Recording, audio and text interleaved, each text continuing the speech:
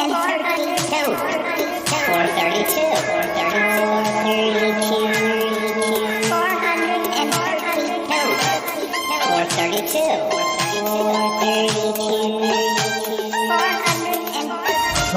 four, three, two, one. Darling, it's the Shhh podcast. Yes, well, it's a positive thing, Paul. The highlight, the Shhh. You won't find a cast of characters like this everywhere. Hello, Paul. Delicious. This particular episode of the Shhh is a little more abstract than usual. Oh, Okay, looks like the hairy guy is ready to record. 3, 2, 1. Go Shy Yeti. Oh, I hope he hasn't found out my secret. Do you think he has? Hello and welcome to yet another episode of the Shhh podcast with me, Paul the Shy Yeti. How are you doing? I'm alright. Well, we're going to be talking about music today with someone we've talked about music about before, but not for a while. It's Lee Robertson from Chewing the Cud. How are you doing? Hello, I'm absolutely fine. Well, I say I'm absolutely fine.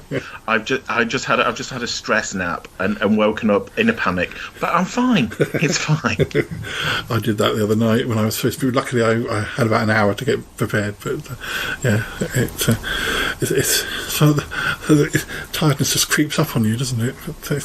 It does, and you just think, oh, do you know what? I'll have 10 minutes, and that turns into 4 hours, and then the day's gone.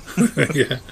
Well, we're going to be talking about the year 1995, but we're going to run the main theme music first, and then when we come back, we'll get nattering. Okie dokie. It's time for my old buddy, old pal from across the channel, across the pond, Paul Chandler, the Shy Yeti. he's not that shy. Oh, the Shhh podcast. Yeah. All I wanted was a pie. And then I hatched out of an egg. Okay, bring the mic over. He's ready to record. It's the quiet ones you've got to watch, you know. Is it metaphorical? Is it deep? Is it deep? Boy, he's not all that shy, is right. Gee. Blimey, Governor. It's the Shhh podcast. If you thought that was bad, just listen to this. Oh, I can't wait. I can't wait for it to begin. It's the Shy Life podcast. He's positively glowing.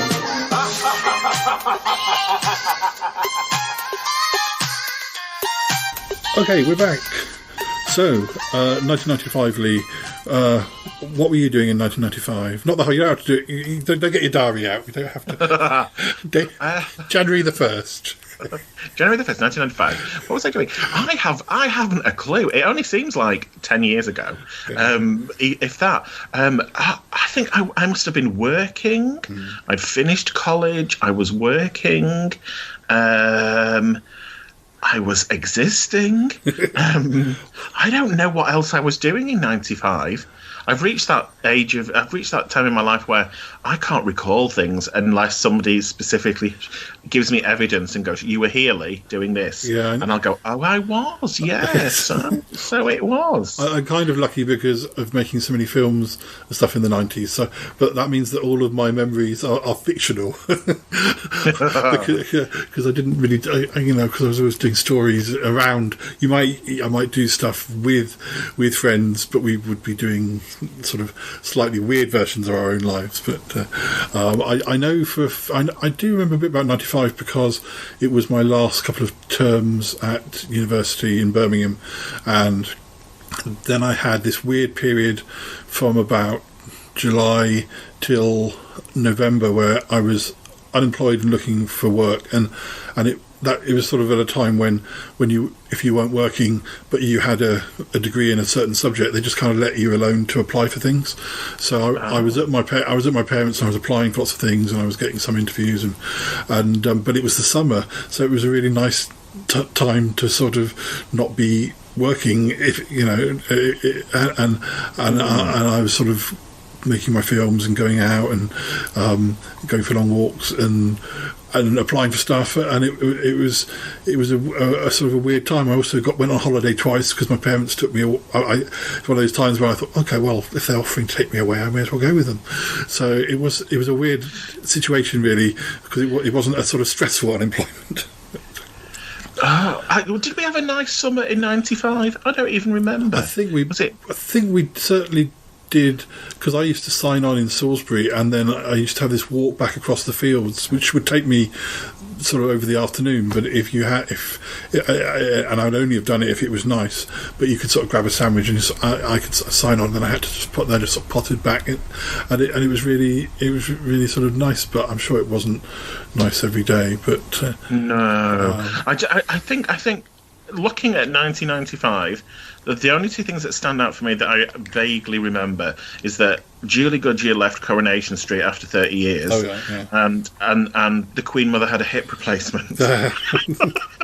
That's all I can remember. Well, I was very much into Brit-Pop, so I was quite excited by a lot of bands. Although, as we'll see when we're looking at the actual number ones, a lot of my favourite songs scraped got into the top 10, but didn't get to the number one spot. But so it is a bit of a strange year where it just shows sort of what else was going on. But they're all kind of like a real mixture of things. I have got some facts before we start. Apparently, Celine Dion's song "Think Twice," which did well, entered the charts in October '94, but took until the end of January to actually do as well as it ended up doing, and it was also the first. I'm giving it away, a spoiler, but it was the first number one single not to be available on vinyl in any form, which is kind of.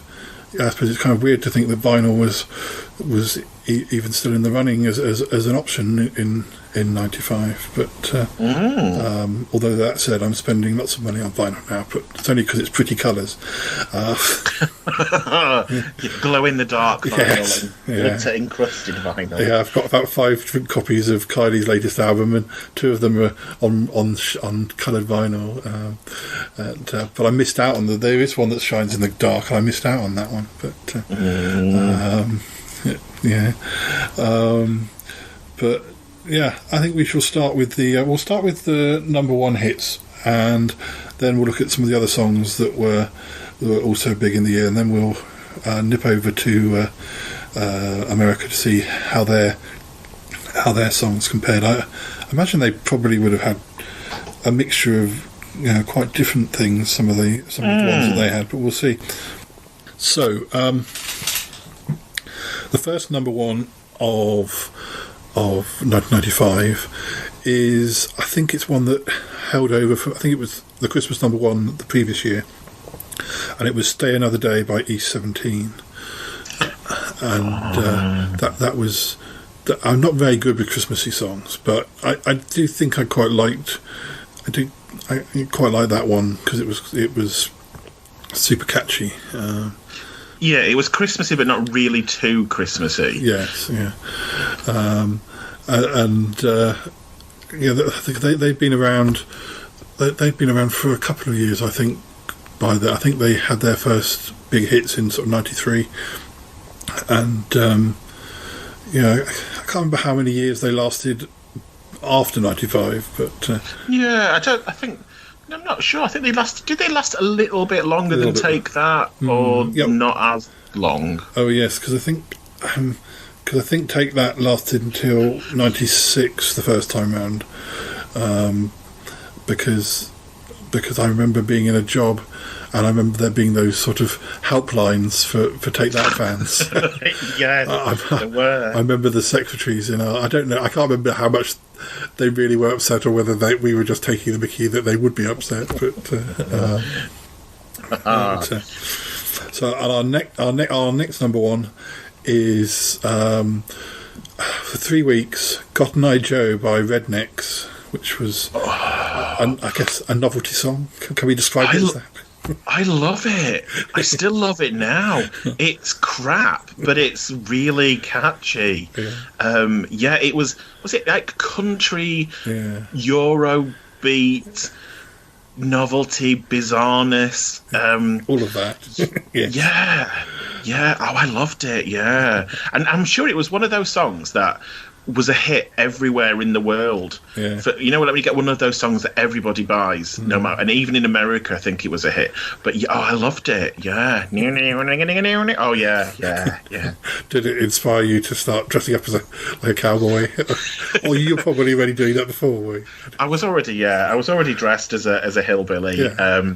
So it was coincidental. But it sort of allowed you to feel like, this is what everyone was meant to be dressing all this time. But I'm ahead of the trend for once in my life. It's a bit like me when ABBA became popular again. I'd been dressing like ABBA from 1970 for Eurovision in '74 for like since I was born. And you came out wearing a beret that was covered in sequins. That was all the way through school. People would point at me and laugh, and they'd pointing, "Oh, look, it's Agnetha again. Your shoes." I'd be like, "No, you just wait and see. One day I'll be popular again." School days. Anyway, so the next number one after Cotton Eye Joe, it's good to be got you here because you might support some of these songs that I find difficult to.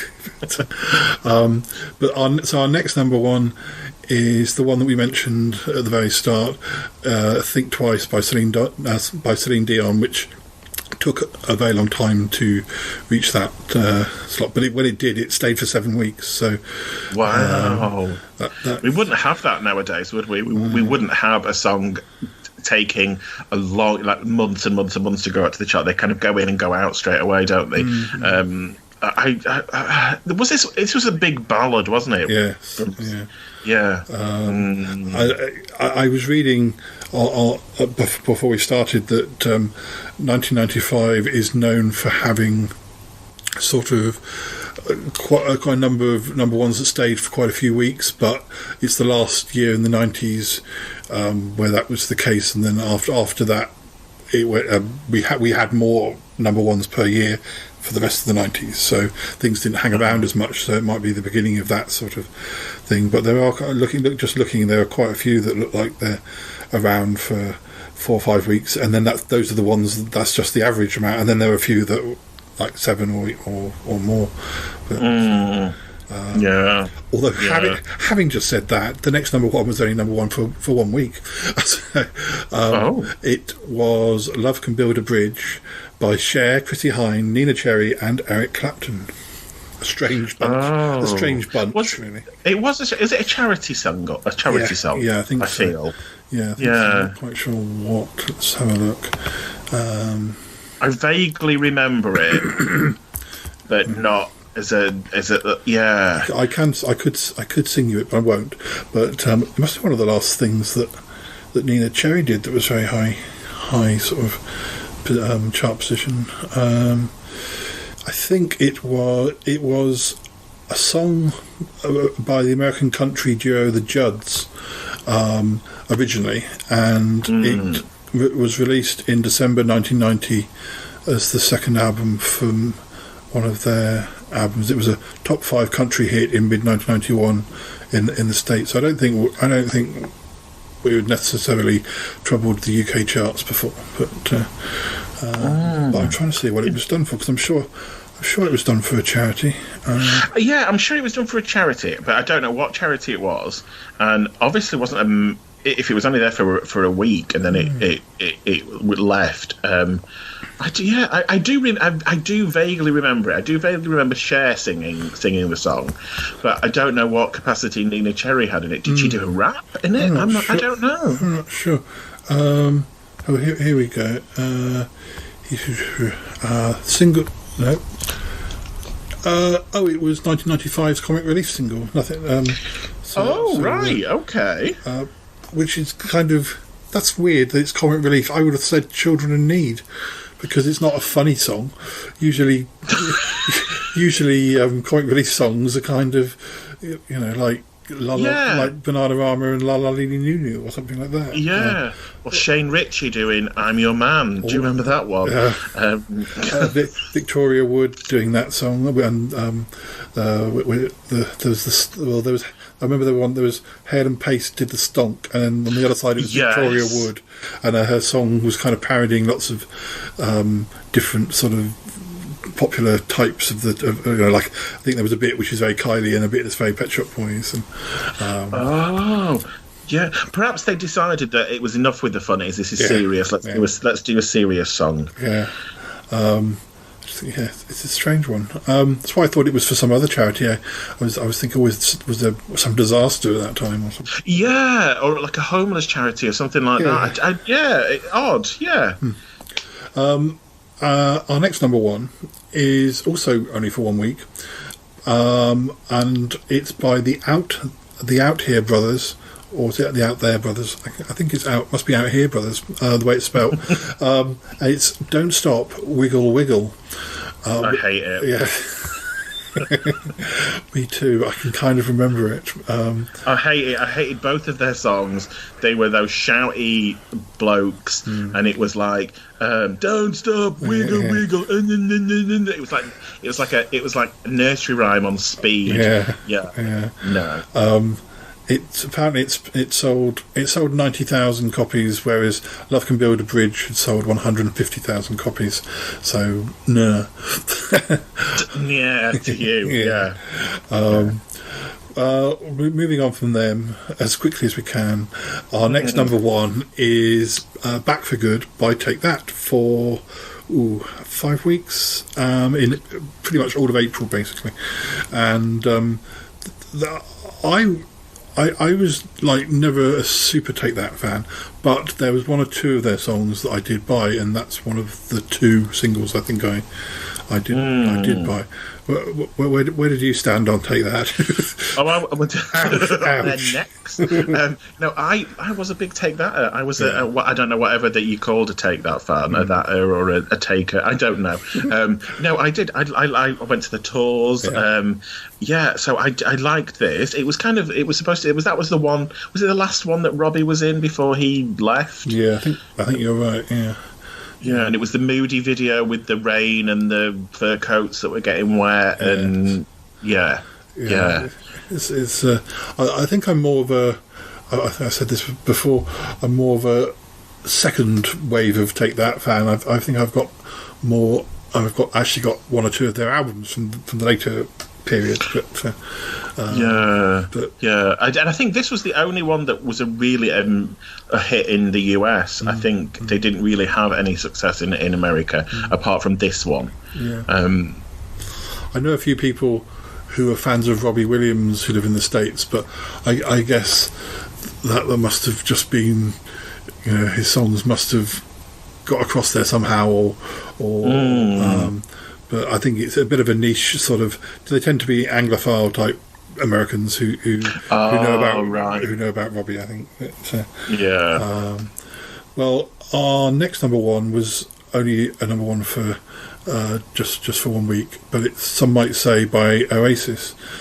So as far as I would have been concerned at the time, it would have been. I would have been glad that a Brit-Pop band was doing so well, and I did like some might say, but I think over the period of time I don't really listen to Oasis very much, and I was more of a Blur or Pulp or Sway. I was virtually every other band I like more than I liked Oasis, but I wasn't a fan of any of those. I was aware of Brit-Pop, but it was distinctly not sparkly or shimmery or had any dance routines. So I was kind of like, I don't care for you. Please move on. So I'm aware of it. But yeah, I didn't buy any. I think the only Oasis-y type song I bought was that weird, easy listening cover of Wonderwall that was done by Mike Flowers Pops.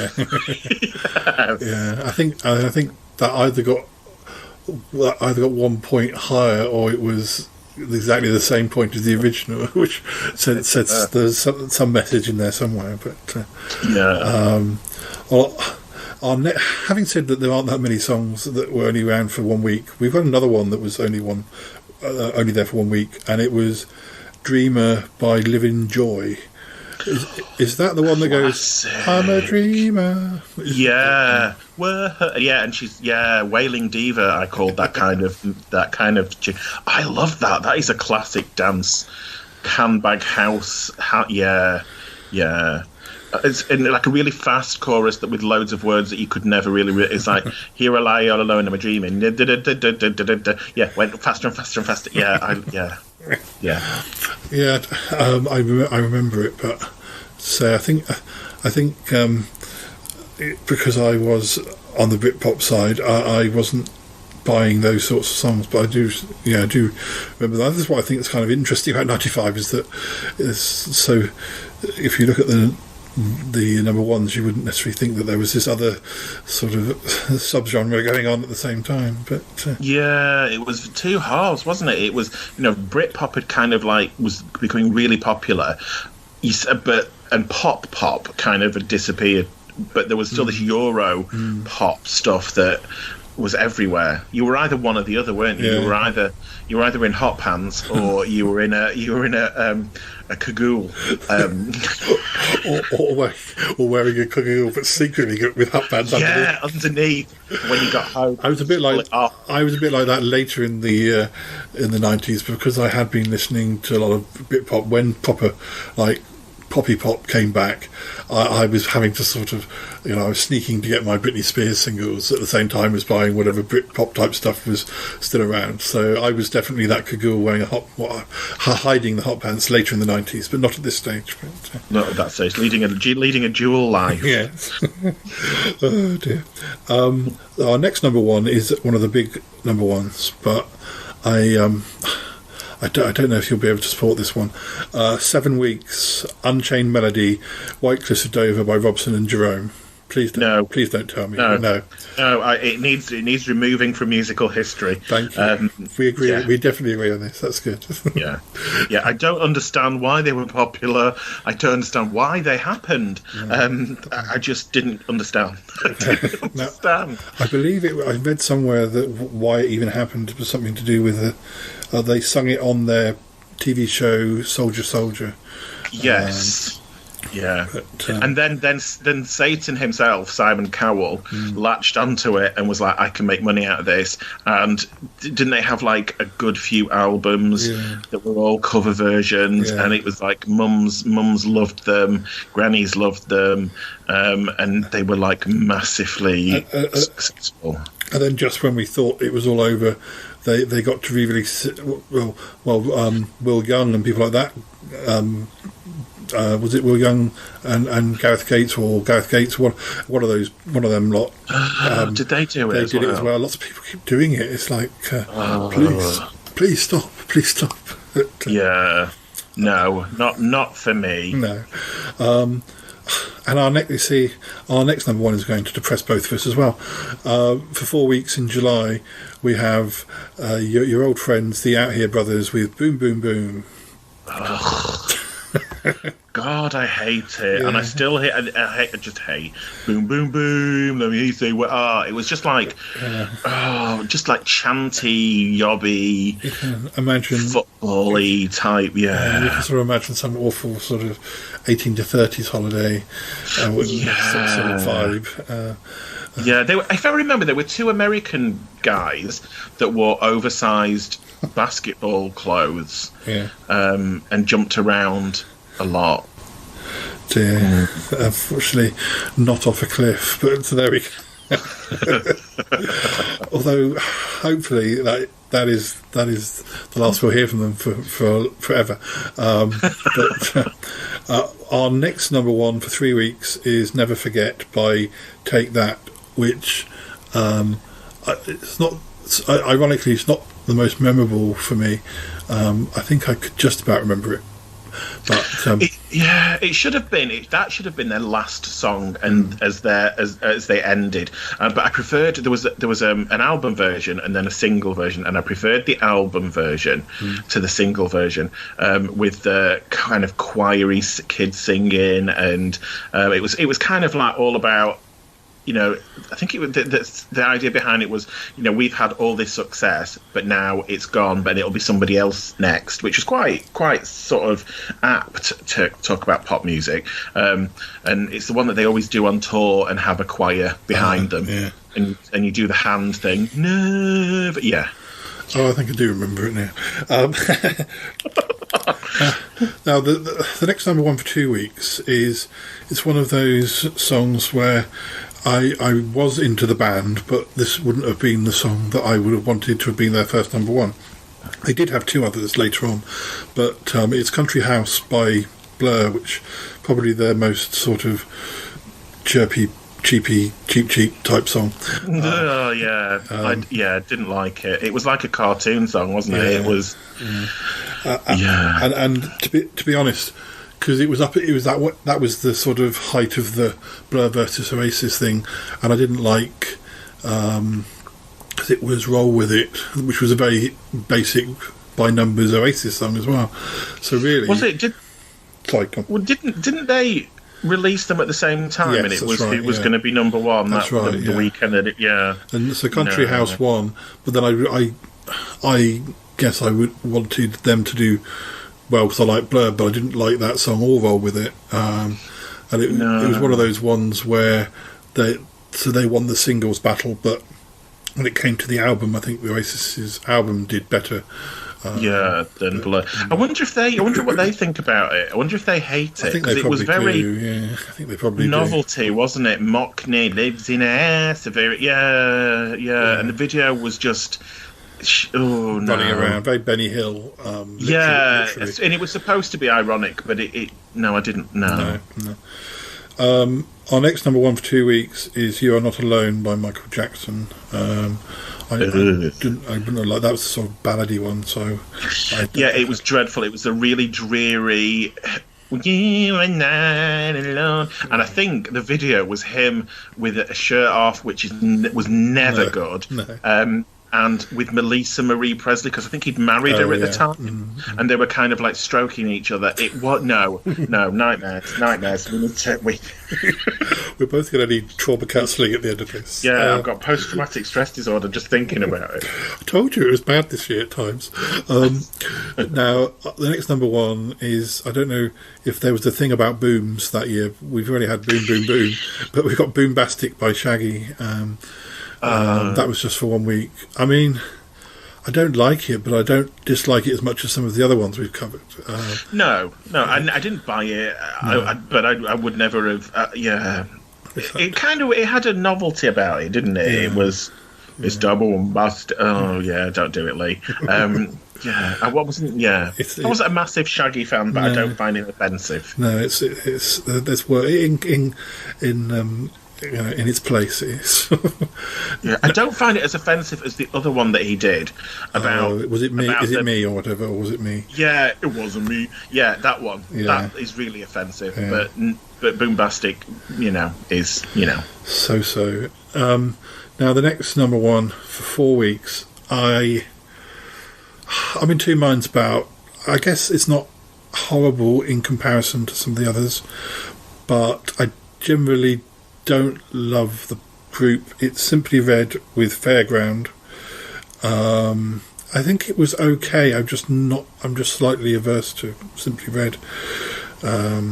I think their previous album from about 91, the one that had like For Your Babies and various other ones, I think it got to the stage where even I bought one of the singles. He released so many singles of that album. There was one called Look in the Mirror or something, and I think I even bought that, so it just shows the power of the power of if something is played enough, people will buy it. I didn't mind it. It had that sample in it, didn't it? The Fairground from some obscure dance track, and it was the video was shot on.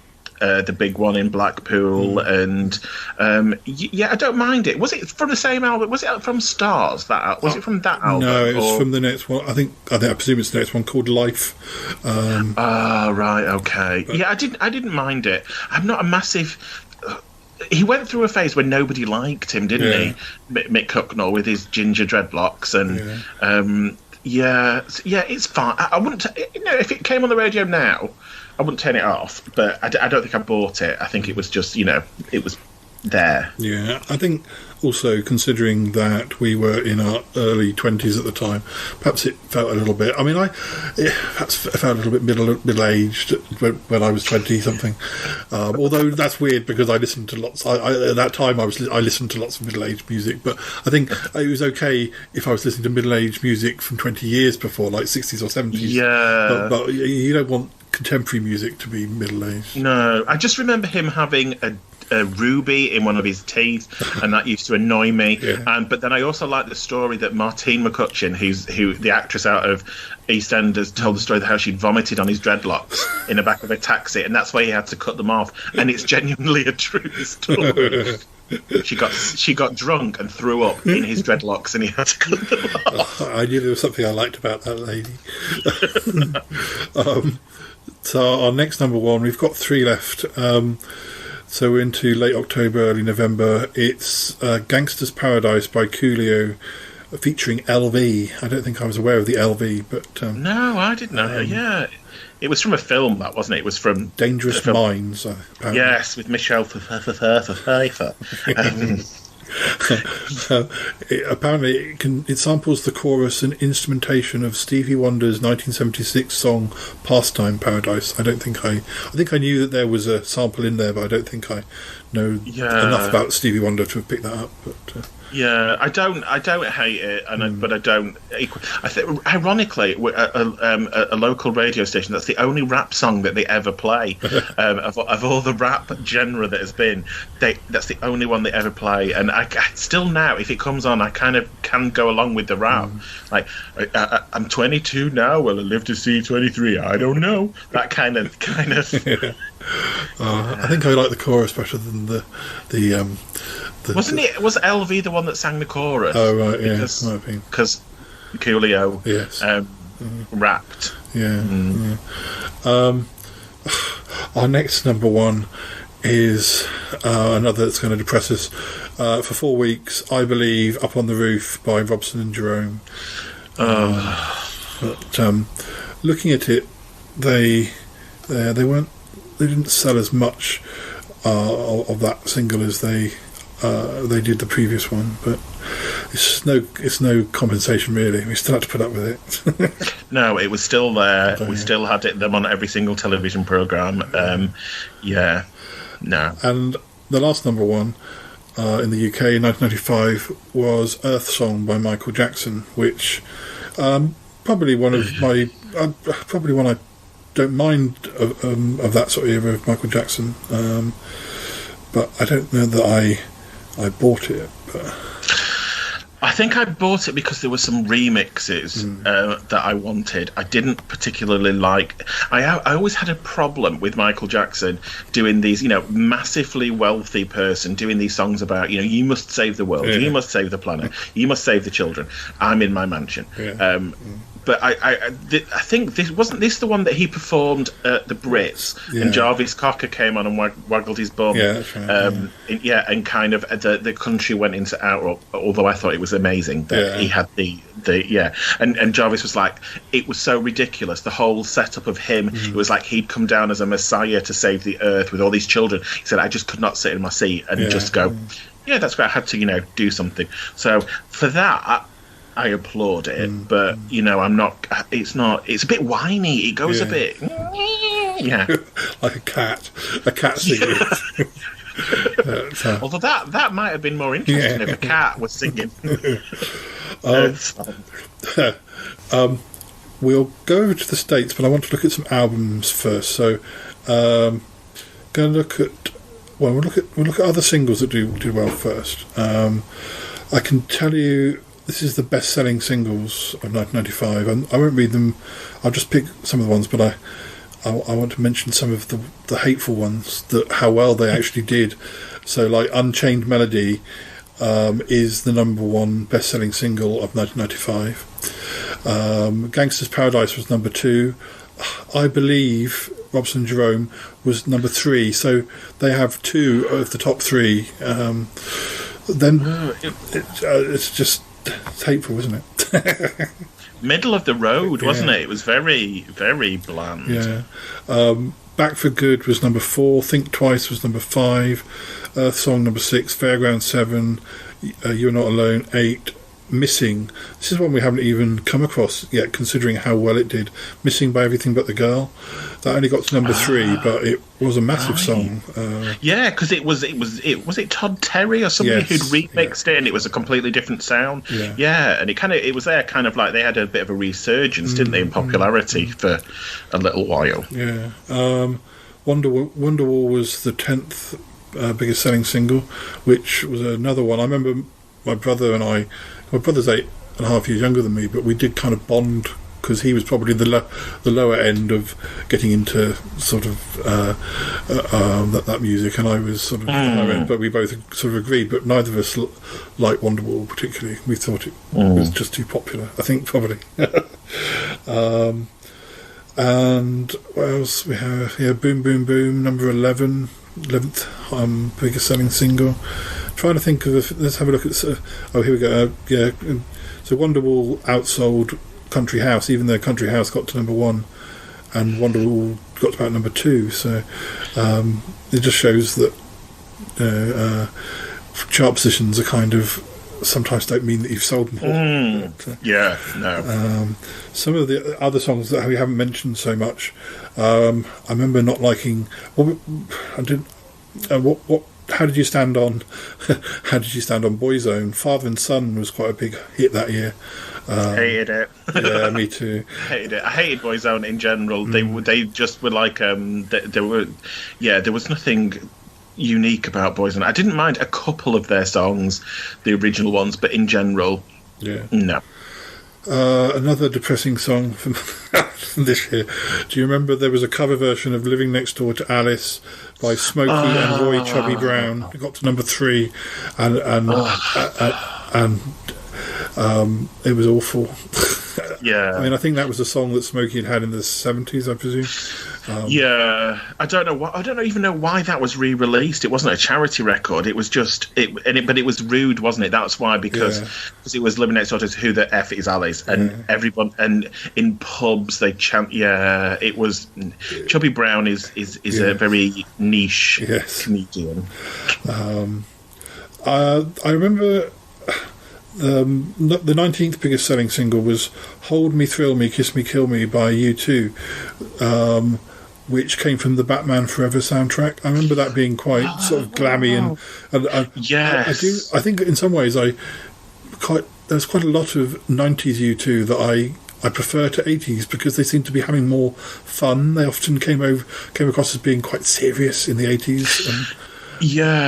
And in the 90s, they kind of experimented a little bit with sounds and stuff, didn't they? There was a bit of dance they threw in there. I think I thought it was from a James Bond film, but now you said Batman, I'm like, and I'm sure that Bono. How do you say it? Bono.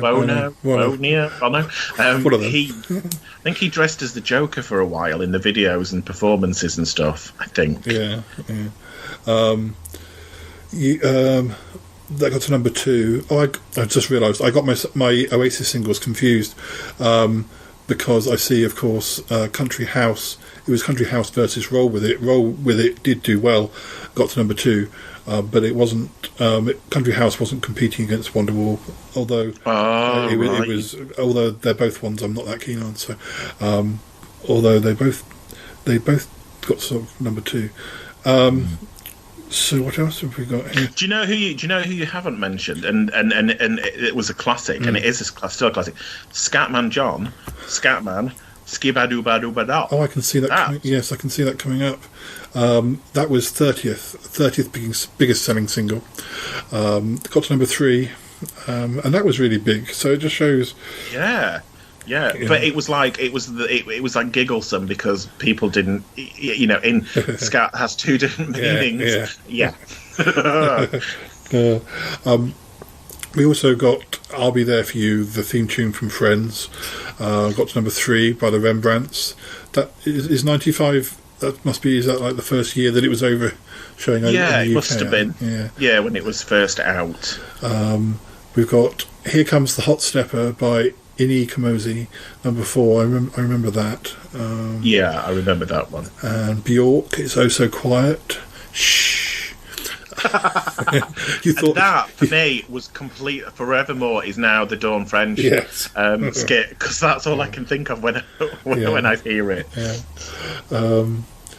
Bizarrely, some might say, which was the song that got to number 1 for Oasis, is lower than the 2 songs of theirs that got to number 2. So, at least that does prove the thing that I said earlier when I was getting it all wrong. But so we've got Madonna, You'll See. That got to number 5. That was a big ballad, wasn't it? That one. I don't think she had sort of. It wasn't a massive year for her. I wouldn't have said it was sort of. Yeah, she had some singles, but it wasn't sort of. It wasn't a super mega Madonna year. No, I think she kind of released a ballads album, hadn't she? Yeah. So but there was no tours or anything like that. And I think You'll See was You'll See. I don't know whether You'll See was just for the album, that particular ballads album, or whether it had come off Bedtime Stories the year before. I'm not sure. I think it was from the ballads album. The one that I'm surprised isn't higher on the list, considering that if I was going to name possibly my favourite big single of 1995, it was Common People by Pulp, which got to number 2, but is only the 36th biggest selling single. Right.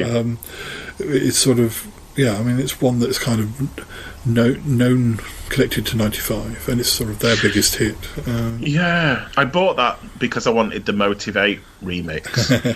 Yeah, I was quite a big fan of Pulp. I went to see them live in about October '95 back in Birmingham. I sort of bought the tickets when I was still at university, not knowing quite where I would be by the October, but I was able to go back up there and just to go to that concert. Fantasy by Mariah Carey, number 4. Okay. I think that's kind of one of her bigger selling ones, and yet it's only 37th that year. Kiss from a Rose by Seal. Free as a Bird by the Beatles, because that was when they were sort of back-ish. And yet, although the amount of fuss that was made about that's still only like the 42nd selling song. Love Can Build a Bridge is only 43rd, despite sort of. It's not. And there's not a lot of American artists at all, apart from Michael Jackson and Mariah Carey. There's very few in this year. It was mainly British and kind of Euro dance stuff. There's one or two more right at the bottom of the list, which I can get before we move on. This was the year that Nicky French did Total Eclipse of the Heart. I remember that being everywhere, although that only got to number 5. Right, big in the gay clubs, as they say. Yeah. And another one which is really associated with 95 and got to number 2, but is only the 49th biggest selling single, and that was All Right by Supergrass. They were like huge for a while. Sort of considering how many other Brit-Pop bands were doing well, that they didn't make it into the top 50, so it's still not that much of a Brit-Poppy top 50. The only other song that's the number 50 is Misshapes, Sorted for Ease and Whiz by Pulp, which also got to number 2. I can't remember when Disco 2000 came out, whether that slipped into 96, but because that was another one. I mean, a lot of their singles from that album got to number 2, but so albums quickly. Number 1 albums. For 3 weeks in January, Carry On at the Charts by The Beautiful South. That was a massive I mean, that one was one of those albums that everybody has, don't they? Yeah. Then for 6 weeks, The Colour of My Life by Celine Dion. For 1 week, Greatest Hits, Bruce Springsteen. For 1 week, Medusa by Annie Lennox. Oh, right, yeah, I remember that one. I don't think I've got that. I really, really liked her first solo album, Diva, but I sort of, I don't know, I sort of lost interest after. I don't know if it's because my musical tastes had changed a bit. Did it have Walking on Broken Glass? Was that one of the singles that was up? No, that was Diva. I think Medusa just had that No More I Love Yous, possibly. Oh, right, yes, yeah. But then for 1 week in March we have Elastica's album, just called Elastica, which I definitely had that one. Then The Colour of My Love came back by Celine Dion. Then Wake Up by the Boo Radleys was number one because they had that song Wake Up Boo, which they did, yes, that was everywhere. Yeah, but didn't appear in our top 50 list. But is sort of quite a popular one. Greatest Hits by Bruce Springsteen came back for a week. Then for 3 weeks, Picture This by Wet Wet Wet. I'm not much of a Wet Wet Wet fan. So. No, and I don't really remember that. I don't remember what songs came from that album. It has Lovers All Around, but I think that would have been released as a single in 94 possibly, and then maybe the album didn't come out till 95. Because we certainly didn't see Lovers All Around in that top number one list. So. Then for 2 weeks we have Nobody Else by Take That. Then we have Stanley Road by Paul Weller for a week. Singles by Alison Moyet for a week. I think that's probably the singles collection I have. Yes, I've got that one. Yeah. Then Pulse by Pink Floyd for 2 weeks. I remember that at university because there was somebody who was obviously a Pink Floyd fan, and the Pulse album had like a flashing light in it, which obviously only, I don't know how long that would have lasted, but it won't be working now, I wouldn't have thought. No. It's interesting that the album charts didn't reflect the singles charts at all, did they? They were quite serious albums, like not particularly very poppy or dancey. They were quite, you have got a few more. You have a few more Brit-Pop ones coming into it as well. Then for a week, we have His Story, Past, Present and Future, Book 1, Michael Jackson. Then for 4 weeks, we have These Days by Bon Jovi, which is their sixth album. Then we have I Should Coco for 3 weeks by Supergrass. Supergrass was the first band that I saw live, like as an adult, rather than going with my parents. I saw them in Birmingham and that was around the time, so I was all quite excited by that album. Then for 2 weeks we had It's Great When You're Straight, by Black Grape, who was from Black Grape was basically Happy Mondays. Yes, I didn't mind those. I can't remember the songs, but I remember not hating it. Yeah, I wasn't a massive fan of the Happy Mondays. I think I probably preferred Black Grape, but I think when that era of that sort of baggy period in the early 90s, I was more into Pet Shop Boys, Erasure, Eurythmics. I was probably buying bands that were quite a bit older than, whereas by the time Brit-Pop, the age had come down a bit. There for a week we have Said and Done by Boyzone, The Charlatans by The Charlatans. Why they called that album The Charlatans, because that was their fourth album, but there we go. You get that sometimes. You get that with certain bands. They kind of, it's just like they get to an album, it's like their seventh album, they just decide to, just call this. Yeah, just call it that, because they've run out of sort of creative. I can't imagine.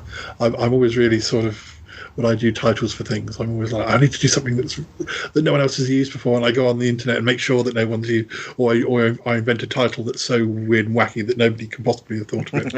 So the idea of just releasing a book or something and just calling it Shy Yeti would be like, I'd rather just not release the book, I think. But there we go.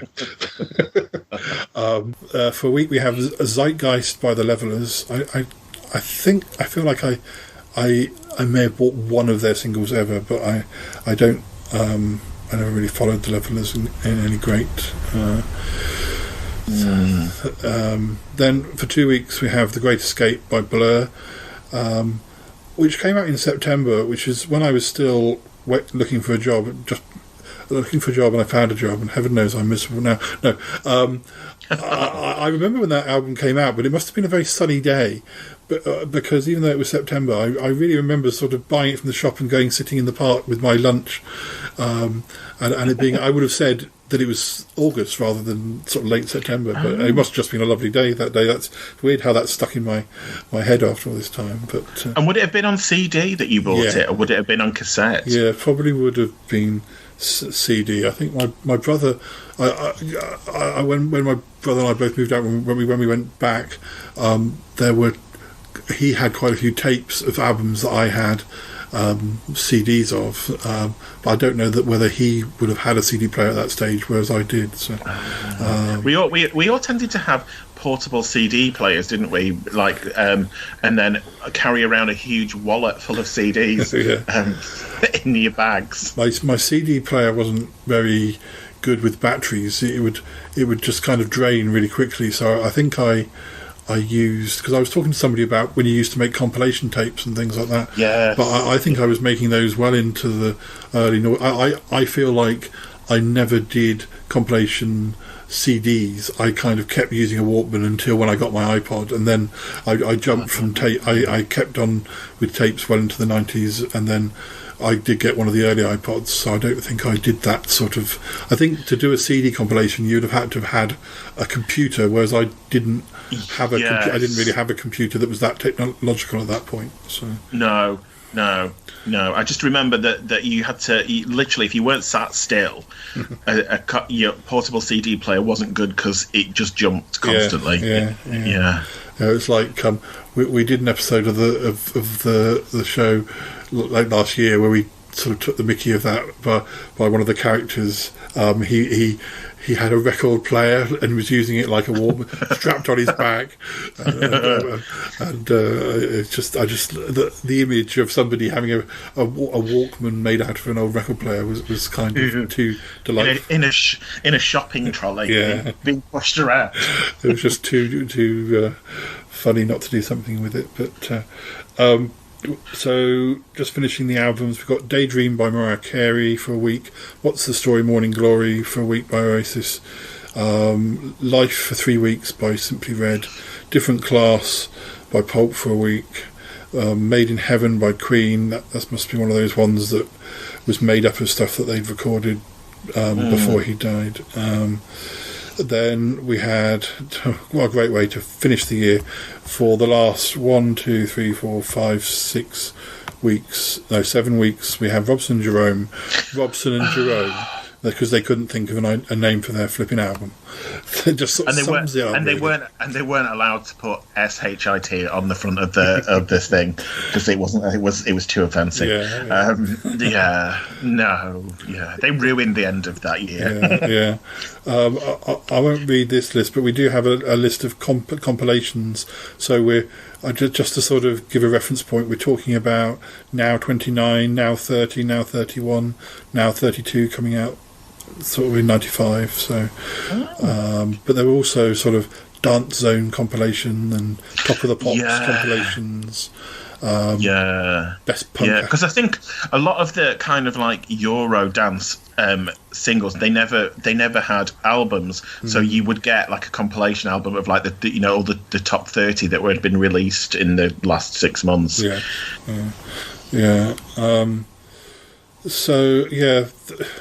Talking about other albums that did well, it was Something to Remember was the Madonna album, which is the ballads. That was the 11th biggest selling album of that year. That Robson and Jerome one was the best selling album of the year, followed by What's the Story, Morning Glory. There's a lot of of course there were things like Park Life by Blur, which I think had probably come out the previous year but was still selling well.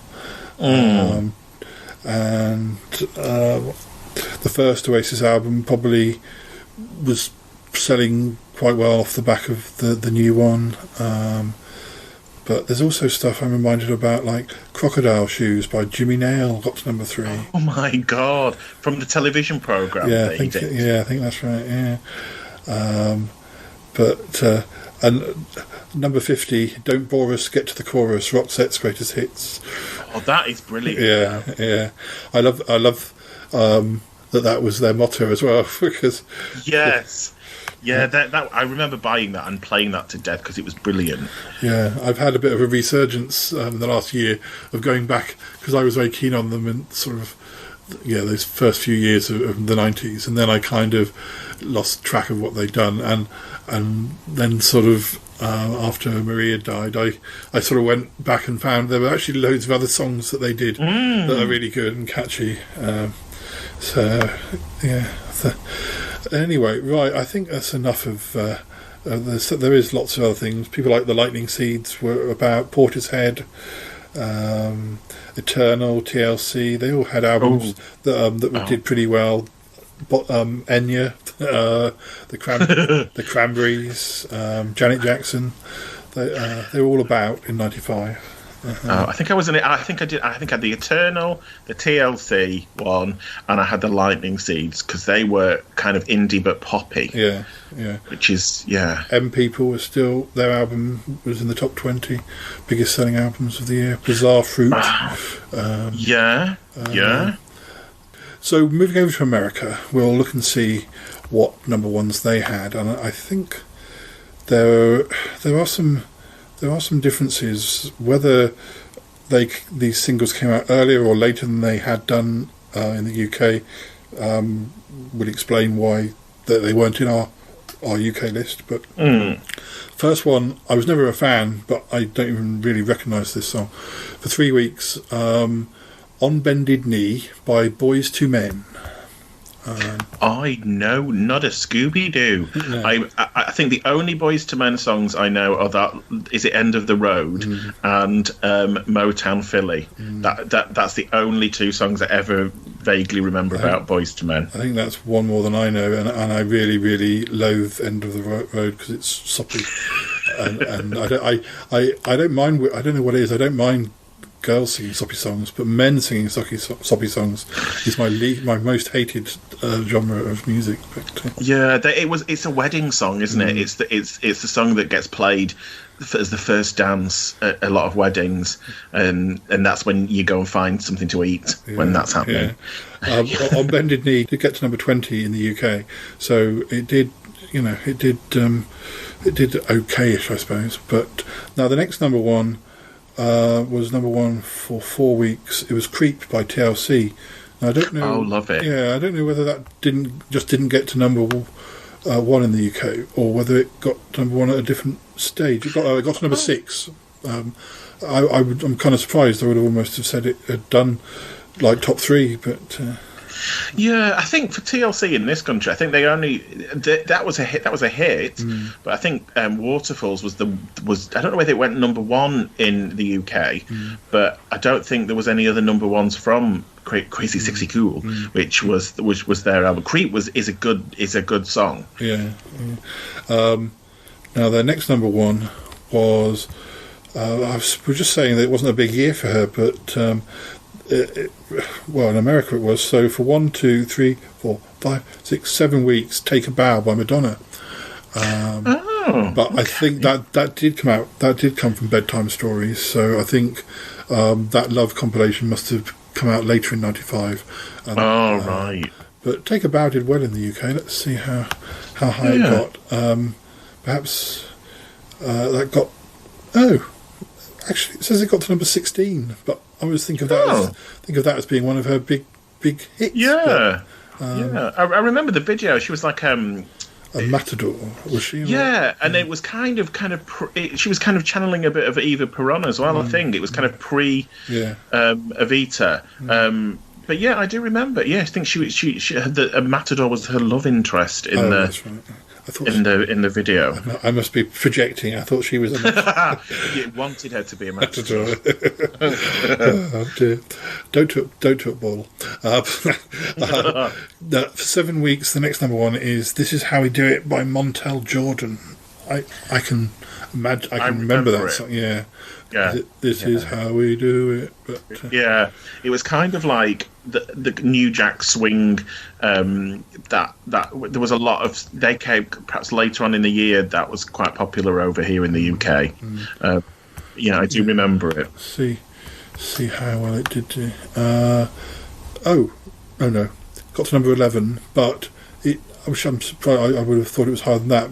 But in the R&B chart, it got to number 1. But I didn't know there was an R&B chart in 1995 in the UK. We don't really do. I mean, I guess when I used to watch the chart show, you'd have like the indie chart. So there were these other charts going on, but they weren't that well known unless you followed them. But so following that for 5 weeks, we have. I don't think I like this song. Have You Ever Really Loved a Woman by Bryan Adams. No, I don't like that one either. Very soppy, and yeah, sound like a cold, heartless. But I just can't stand those sorts of songs. I think it did pretty well in the UK. I certainly I was aware of it. Got to number 4. Yeah, got to number 4. I was aware of it. He was never. I was never a Brian Adams fan. I think until he did the dancey one with, was it? Mel C.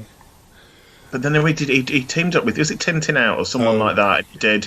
Don't hold. It was a dance song, but I can't remember. It was massive in the UK. Don't give it up. Don't give it up. I did like the Mel C one as well. So yeah, there's one or two exceptions. But apparently it was written by, I recognise his name, Mutt Lange. Now, didn't Mutt Lange have connections with? That don't impress me much, and all that. Yeah, I think. Well, I don't know whether he was married to Shania Twain or he kind of produced her. I'm sure they were married. Yeah, but I'm sure we're saying his name wrong. Mutt Lange. He's probably not how we say it. Oh well. It's like how you say you're supposed to say Mutya from the Sugar Babes, but I always go Mutya. Was when you see like St. John when it's supposed to be pronounced as St. John. Yeah, we'll just spell it that way. Yeah. Don't spell it St. John. Yeah, I'm here to see Mutt Lange, and it's like no, it's Mutjalongi. We've got a big number 1 coming up next, and it's one you'll approve of. 1, 2, 3, 4, 5, 6, 7. I think that's 7 or 8. They don't put the numbers. You have to kind of mentally count the lines with the So it's either 7 or 8. I can't look at it too. Waterfalls by TLC. Yeah, I liked it. Yeah, it was good. It was groundbreaking because it referenced HIV, didn't it? And it referenced a lot of kind of stuff that was going on at the time. Good video. Yeah, liked them. Number 4 got to in the UK. Now, what was the one that they did that was unpretty? Unpretty. I used to like that one as well. I remember. I think it might have been one of the times that we came to meet you, or I feel like I was in Blackpool, and around the time that came out. But I don't know if that probably doesn't work. Maybe we heard it. No, I think it might have been. Or was it the No Scrubs one? It might have been. It might have been that we just heard it in a bar around the time we were there. But I somehow remember Harry and I sort of did because they were mimicking putting the eye makeup on and stuff like that. In the video. Yeah. You can buy your hair if it don't grow. Yeah. And I followed that through. Yeah. So we're up to August. We've got Kiss from a Rose by Seal. That was number 1 for a week, which about the same as it was in the UK. You Are Not Alone by Michael Jackson for a week. We're hitting those ones that were ones that had been number 1 in the UK. Gangster's Paradise by Coolio for 3 weeks. And then I know I'd said that this was a massive one in the States, but obviously I know that Mariah Carey does very well in the States. But that Fantasy was number 1 for 1, 2, 3, 4, 5, 6, 7, 8 weeks from September into November. Okay. Then we have Exhale, Shoop Shoop by Whitney Houston for a week. I don't know that I remember that one without hearing it. It's from It was from a film, I think, wasn't it? Waiting to Exhale. Yeah. Yeah. I vaguely remember. I don't think it was one of her big UK hits. No. And then the final song of the year for 5 weeks was "One Sweet Day" by Mariah Carey and Boyz II Men. Treacle in a jar. I can't imagine I would particularly like that. It got to number 6 in the UK, so I probably heard it at some point. But I struggle with Mariah. I've got a friend who's very keen on her, and because we talk a lot about music a lot. I've tried to listen to.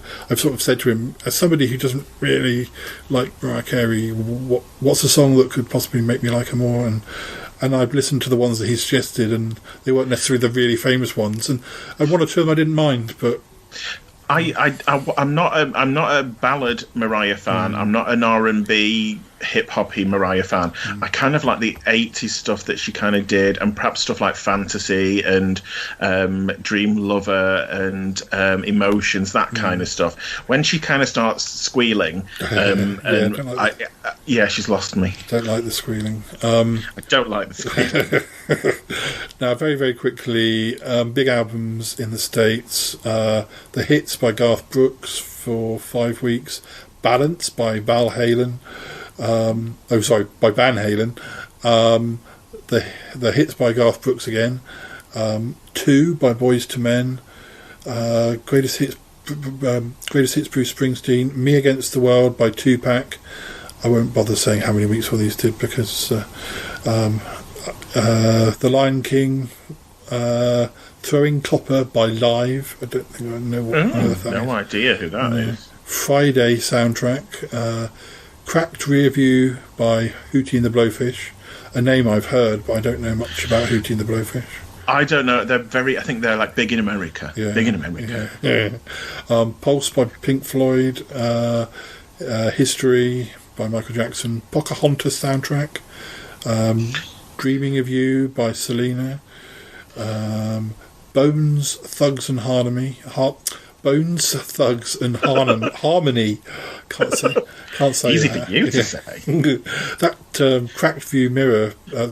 cracked rear view by Hootie and the Blowfish keeps coming back throughout the year. So, right. Jagged Little Pill by Alanis Morissette. Now that's one I think was bigger in '96 in the UK. Oh, right, yeah, because it was huge. That was like her biggest one, wasn't it? Yeah. So I think that we've got that to come. Melancholy and the Infinite Sadness by the Smashing Pumpkins. I remember certain singles from that. Alice in Chains. I know somebody who was in a band that supported Alice in Chains. Fancy. Many years ago. R. Kelly. That anthology number 1 by the Beatles also did sort of well in the States, and Daydream by Mariah Carey, and that's pretty much it. The trouble is there's so many different charts, so I don't. They do, don't they? They have like hip hop chart, R&B chart, dance chart, and then they have like certain radio station charts, don't they? Yeah. Like contemporary adult. Easy listening on a Sunday afternoon chart and that kind of stuff. Well, that one's from the Billboard 200 number 1 albums in 1995 albums list. So, it gives us an idea. Before we say goodbye, I'm just going to give the listeners a little idea of what we've got coming up in 1996. And I'm not going to say the names of the songs. I'm just going to say the bands that were big in the UK in '96. We've got number 1s by Michael Jackson, George Michael, Babylon Zoo, Oasis, Take That, The Prodigy, Mark Morrison, Gina G, The Lightning Seeds, The Fugees, Gary Barlow, Spice Girls, Peter Andre, Deep Blue Something, The Chemical Brothers, Boyzone, Robson and Jerome, and a few, some of those other acts having second number 1. So, it looks like an interesting interesting year. So some of the things I can see I like, and some of them I don't. But there we go. That's always going to happen. But anyway, Lee, will you join me at a later date to discuss 1996? Do you think? Have you? Oh yeah, definitely. Yeah, I'm Spice Girls. Woo, they're coming. Gina G. Yes. Ooh, covered in chocolate. Oh yes, please. I was going to say before we go, I look back at the history of the episodes we've done before, and I see that we have discussed 1999 back in early 2019. We randomly did a year, but we need to bridge that gap. So we'll hopefully listeners will get him back for 96, 97, 98 at least. And but before you go, how is the world of? Well, you're not just a podcast. You're more than just a podcast. How is Chewing the Cud doing? Chewing the Cud is doing very well. We are back filming in our studio in our fancy mill, but it's kind of all done very remotely. So me and my co-presenter Mike, we sit sort of 6 foot apart from each other at either side of the desk, and everything is controlled from downstairs. So we can still do it, which is been a bit of unfortunately we can't have guests in at the moment because of the size of the room. But yeah, it's been a bit of a lifesaver, actually leaving the confines of one's abode to scuttle into another building in a hazmat suit and then take it off. So yeah, it is. Yeah, it's fun. It's been fun. Yeah, I mean, must watch. Well, because I listen to Chewing the Cud as a podcast more, because that's more my, as I'm moving around. That's certainly back in the normal times, but back in the olden days. But because when I'm at home, I'm editing podcasts all the time, and it's hard to watch things and difficult to sort of set it aside. But I really must. I have watched one or two as videos, but I really need to watch them more. Yeah, there's the kind of the life lessons that are more for viewing rather than listening. Because I suppose if you listen to what we're doing, you're probably thinking, "What on earth are they doing?" But we've made many different bizarre things in life lessons. Yeah. Well, it was translates pretty well into podcast. But listeners, you need to do both. Watch both. Watch and listen. Yeah, simultaneously. Yes. Watch and listen, and see if there's a difference. Well, thank you very much, Lee, for joining me, and I hope you don't have to spend too much on trauma counselling after 95. But no, I'm gonna obliterate Robson and Jerome by listening to Scatman John on repeat for the next 4 hours, and that'll set me up. And listeners, when we come back after the end music, we will of course have our usual segment where Ick the alien sings the big hits of 1995, and I know you'll be really looking forward to that. So I promise you that he'll remember some of the words this time. All right. Okay, thanks again, Lee, and thanks again, listeners, for listening, and we will speak to you again soon. Bye-bye for now. I'll speak to you soon. Yeah, speak to you soon. You take care. See you later. Okay, bye.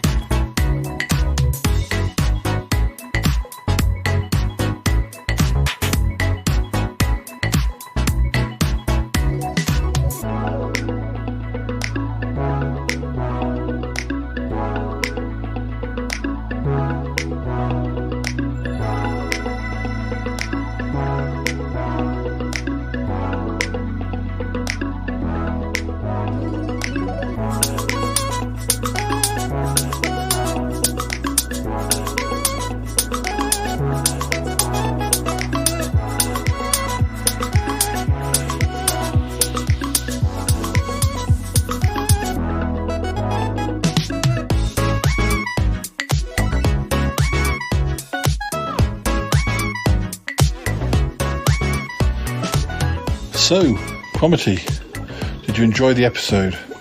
I did, Paul. I did. Do you have any memories of 1995? Well, Paul, yes. I mean, it was the first year that you and I met. I know. But I'm embarrassed to admit that I don't remember the first time that we met. Do you? No, Paul, I'm afraid I don't. Really? I'm teasing. Yeah, it's like that sometimes when you meet people for the first time. You don't always know that you're going to know them so well later on, or maybe there's a gap before you see them a second time. You don't always become best buddies with people the first time you see them. That's true, Paul. Very true. Isn't that what happened with you and Nick? Yes, you're right.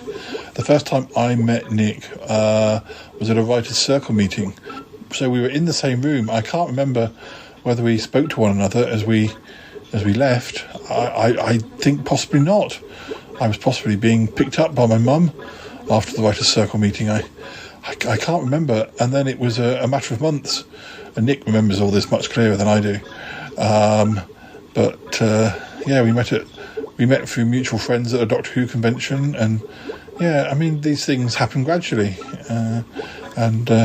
Nick was quite a bit older than me, although, I mean, at the time it seemed like, quite a few years. It's nothing now, but I wouldn't have presumed that, that we would have been friends at that early stage, because, most people who are 5 years older than you aren't that interested in someone so much younger. Well, Nick was a wise man. Well, yes, I mean, interesting, isn't it, though? It is, Paul. And look how we are. We still know each other now. Yes. Talking about Nick, you will now have seen that Nick didn't come back for 1995, but we've kind of retired him. From the show, Paul? No, not from the show. Just from, we've sort of done all the years that sort of cover his main area of interest in music.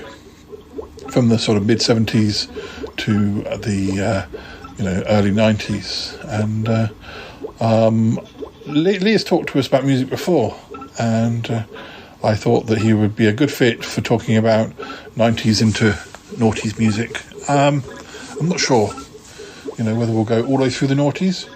I think we'll probably have to slow down in the early 10s, because my knowledge of the big hits of the 2010s only goes into the early part of that decade.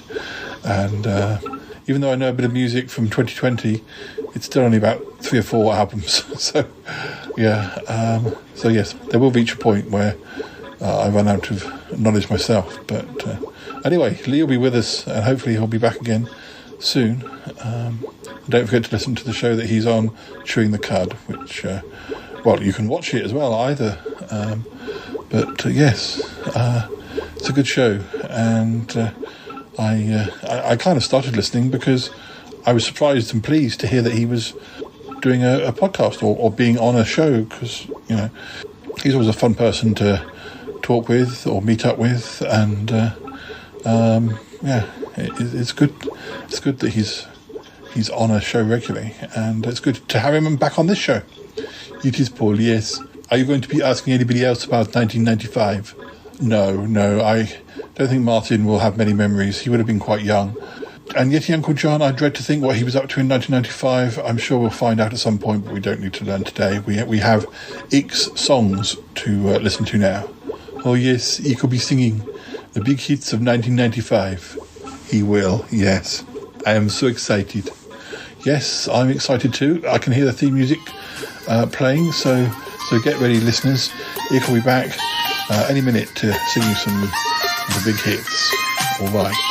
Thanks, Cromitty. Oh, thank you, boy. Thank you. I gotta go now. Bye. Gotta go. Bye. Goodbye.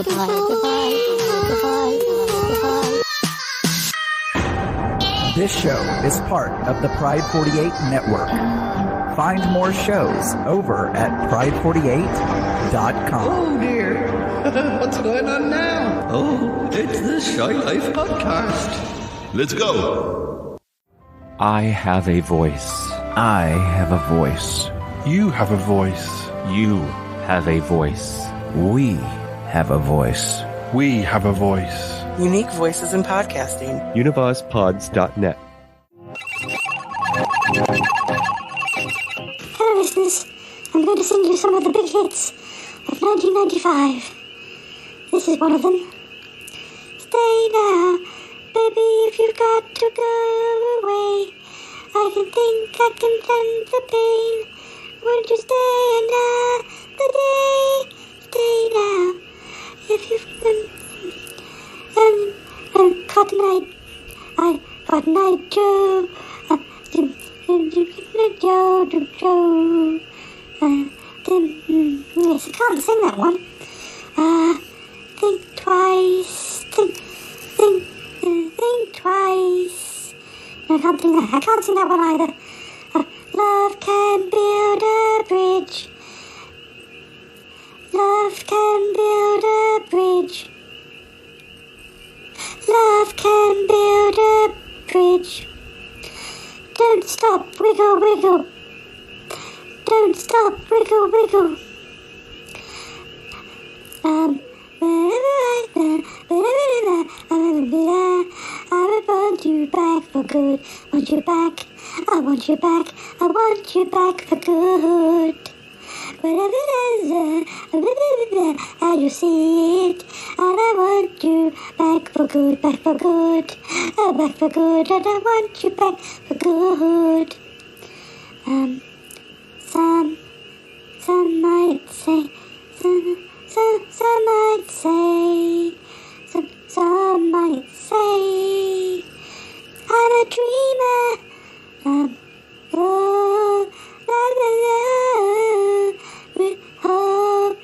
I know it's the wrong song. I'm singing Never Walk Alone.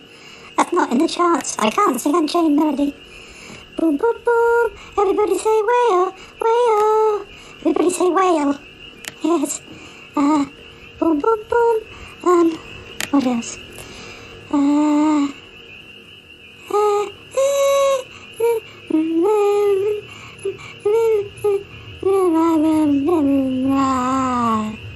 He lives in a house, a very big house in the country, with the food that he eats and a load of sheep in the country.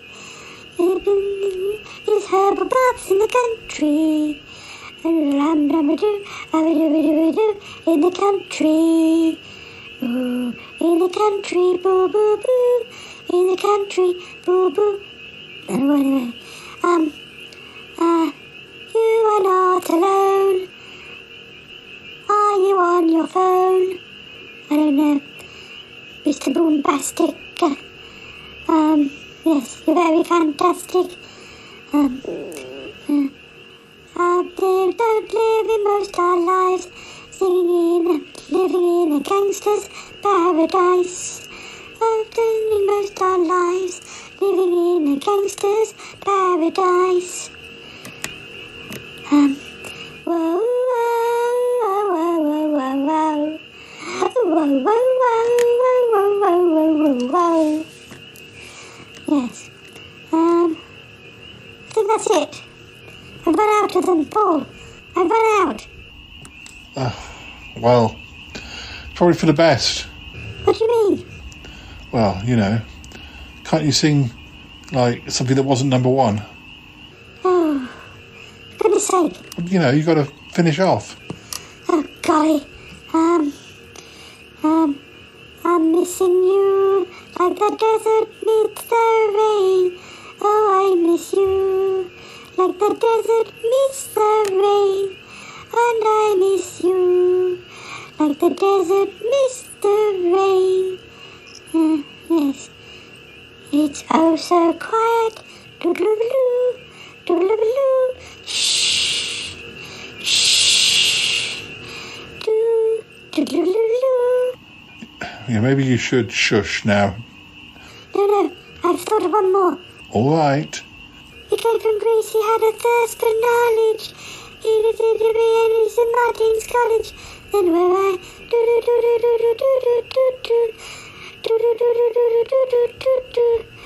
He wants to be like a common people. He wants to be whatever people cannot be. He wants to be like a common person. He wants to do it, and he wants to do it well. Yes. You can't even get the words right for common people, Ick. You're letting the side down. But people like it when I get the words wrong. I think you're actually right, they probably do. Oh, go on, just keep going. I'm sorry I made you cry. I'm only pretending. Shh. Shh. Don't you shush me. I'm the librarian. I do the shushing. No, I'm Bjork. I'm shushing you. Just be oh so quiet, please. Thank you. That told me, listeners. That told me. Bye now. Shh. Shh.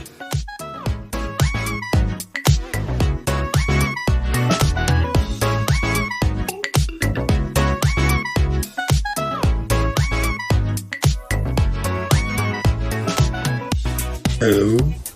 Hello. Oh, yeah, hello. Yeah. Can you hear me? Yeah, I can hear you. Hello. Can you hear me? Oh. Can you hear me? Yeah. Hello. Hello. Can you hear me? I can hear you. Can you hear me?